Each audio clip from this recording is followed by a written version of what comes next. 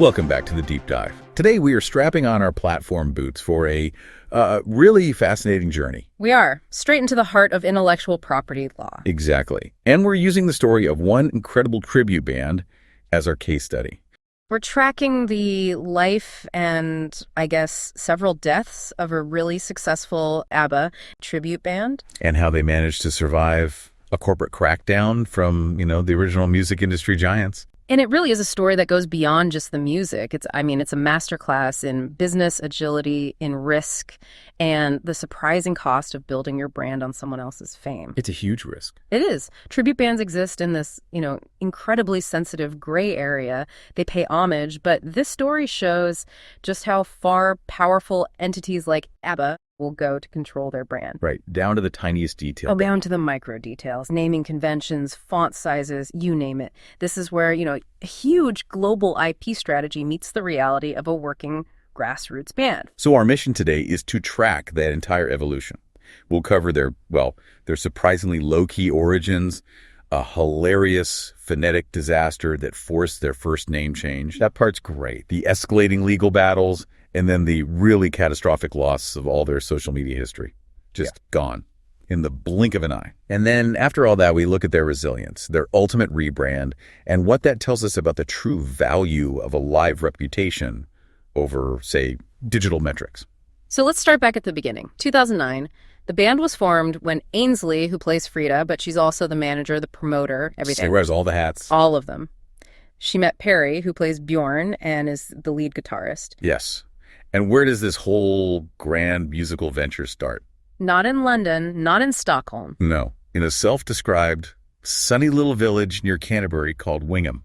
You have to understand those humble roots, don't you? You really do, because it defines the scrappy nature of how they survived everything later on. Yeah, they weren't some massive corporate thing from day one. No, they were two people in a small town just trying to make a high-quality show work. And you can't get much more humble than their first paying gig. Oh, yeah. Their very first ticketed event was for about 90 people at the Wingham Village Hall. That is the classic grassroots start, isn't it? Yeah, it really is.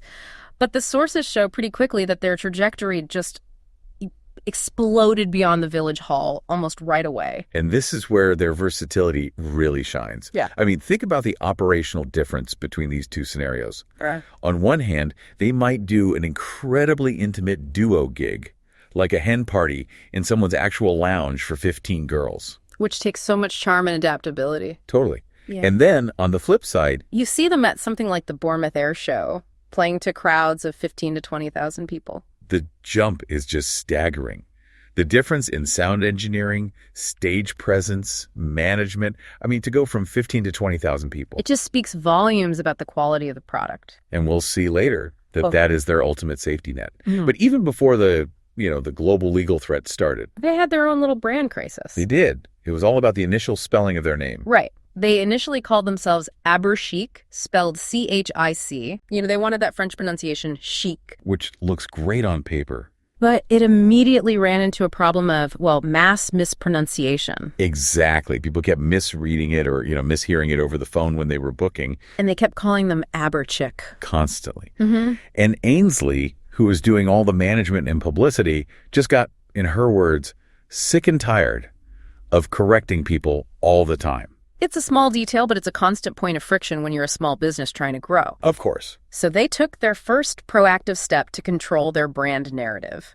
They basically forced the correct sound through a spelling change. Yes, they just swapped C-H-I-C for C-H-I-Q-U-E to make sure that when people saw it, they'd instinctively say chic. It was a smart, simple fix to an immediate problem. It was. But if you look back at it now, this little battle over how the audience saw them, it sort of foreshadowed the much, much bigger IP battle that was waiting for them. That initial fix, though, was their choice. The battle that followed was anything but. Okay, so let's get into this. Let's pivot now to the moment the friendly local gig turns into a corporate standoff. Right. We need to talk about the legal pressure coming directly from the original ABBA. Just as they fix the spelling, the real hammer drops. The legal threats. That's right. This is where it moves beyond simple fixes and into, serious intellectual property strategy. The notices started coming in. And who are they from? From the heavyweights, Polar Music and Universal Music. Polar Music is the key rights holder for the original recordings, the brand IP. And Universal is the global distributor. Exactly. So they're working together to protect this massive global asset. But what are they protecting against, really? I mean, it's a tribute band. They're paying homage, not trying to be the real thing. Well, they're protecting against two things: trademark infringement and something called trademark dilution. The word ABBA is a highly protected brand, a trademark. Right. And if too many other groups use it, even in homage, the value of that trademark gets watered down. It becomes harder to enforce against real fakes. So the demand was very clear. Stop using the word in the band name. And the rules they imposed. I mean, it just shows the micro level of control they wanted. Oh, precisely. It wasn't just a request. They dictated that if you had to use the word, it had to be something like, band name, a tribute to ABBA. But it went even further than that. It did. The word had to be 30% smaller than the main title. And this is the crucial part. It could not be underlined or highlighted or placed in any way that suggested it was part of the main brand. Wow. They're controlling the visual hierarchy of an entire industry. That's exactly what it is. Now, this is where the manager's strategy gets. Yeah. Interesting. Ainsley decided to just ignore the notices. Yeah. For years. It was a serious gamble. I mean, once you get a cease and desist, ignoring it makes any future defense so much harder. Her reasoning was purely tactical, though.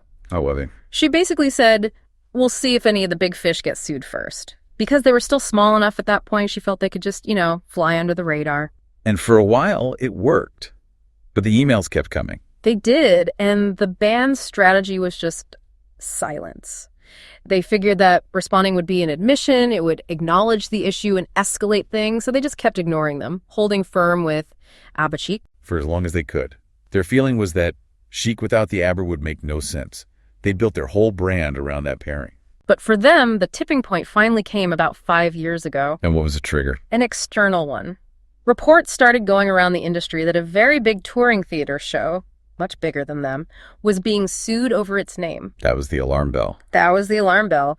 And almost immediately after that news broke, Ainsley got the formal escalation. A direct letter from Polar Music's IP solicitors. Not an email. Not an email, a formal legal demand from a major international law firm. The time for gambling was over. So the operational impact must have been huge. And immediate. Massive. They complied straight away, ceased all use of ABBA, and rebranded almost overnight to just Chic. But that's not just changing a logo, is it? No, it's changing the website, all the social media handles. It's updating years and years of stuff all across the internet. And the legal team didn't just walk away. Not at all. This is where they went from demanding compliance to actively policing it. Polar Music was described as scouring the internet, just hunting for any lingering mentions of the old name.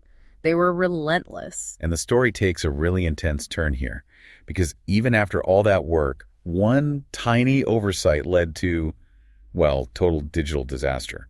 What did they miss? Ainsley thought she had scrubbed everything clean, but there was one small thing left, an old promotional poster. Just a poster. Just one poster. It was uploaded deep within their Facebook page, and it still had the outlawed name on it, ABBA Chique. One poster.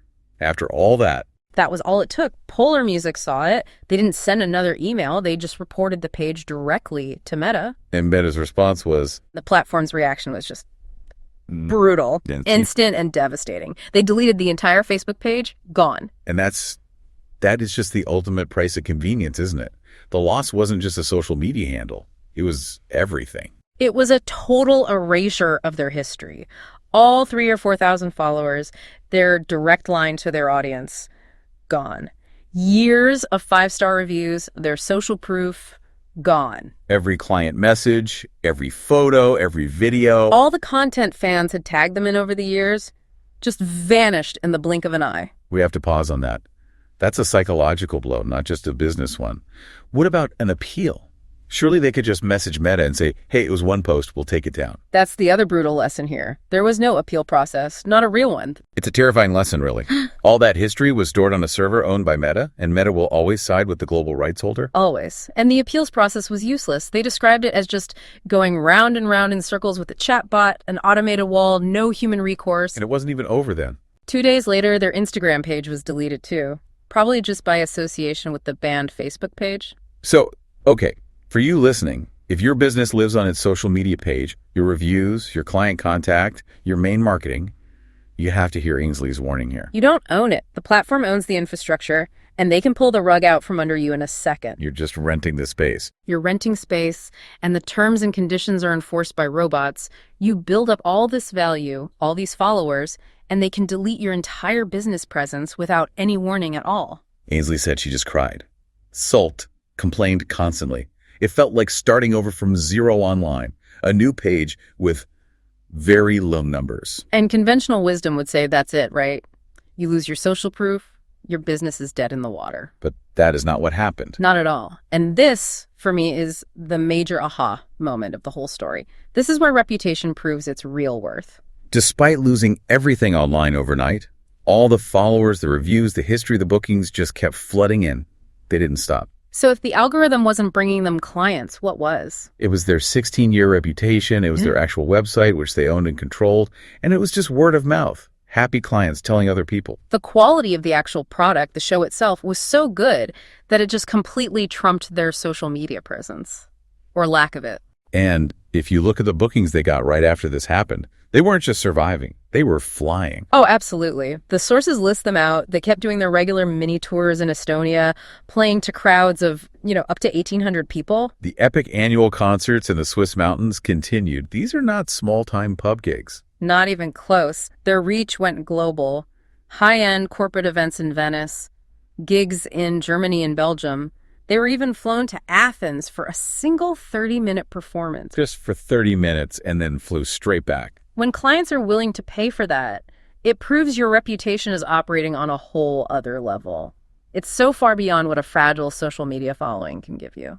So they didn't just survive the crisis. Their foundation was so strong, they basically bypassed it. It's an incredible comeback. Or rather, it proves they never really left. But they did decide to take one last step, to just close that chapter for good. They dropped the whole chic name. It felt necessary. They wanted total independence, total ownership of their brand. No more measuring font sizes or living in the shadow of someone else's IP. They wanted a fresh start, a fully owned identity. And the new name is just brilliant. It's a fantastic bit of wordplay. BJÖRN This Way. It's perfect, isn't it? It's confident. It winks at the original band with Björn's name, but it doesn't rely on using the word ABBA at all. It says, we're moving forward on our own terms. And our sources say this was a full business revitalization. Same incredible show, same people. But totally new branding, new promo, a shiny new IP-safe website. And Ainsley's posting online again with real enthusiasm because she's proven they don't need Meta's platform to be a global success. So for any of you who want to follow this remarkably resilient band, the new website is björnthisway.co.uk. Their social media will all be under that new name too. Simple as that. So let's bring this all together. What have we learned from this deep dive? I think there are a few huge lessons. First, we saw the very specific ongoing cost of leveraging someone else's IP. That 30% rule shows it's never free, and the brand owner has to be aggressive to keep their trademark strong. And second, and this one is just so dramatic, we saw the shocking vulnerability of relying on these third-party platforms, the instantaneous loss of everything, reviews, followers, contacts, all because of one error and an algorithm. It just proves the platform has absolute control. You're just a tenant. And the ultimate takeaway, the thing that really stands out. It's the contrast. The fleeting, fragile nature of a social media following versus the indestructible resilience of a 16-year real-world reputation. When the platform failed them, the bookings didn't just continue, they escalated. All because the quality of the product drove word of mouth. Your best protection against a digital disaster isn't a bigger follower count. It's having a product or service so good that people in the real world will keep recommending you, no matter what happens online. That real-world network is something an algorithm can't touch. It can't. So for you listening, here's the final thought to mull over.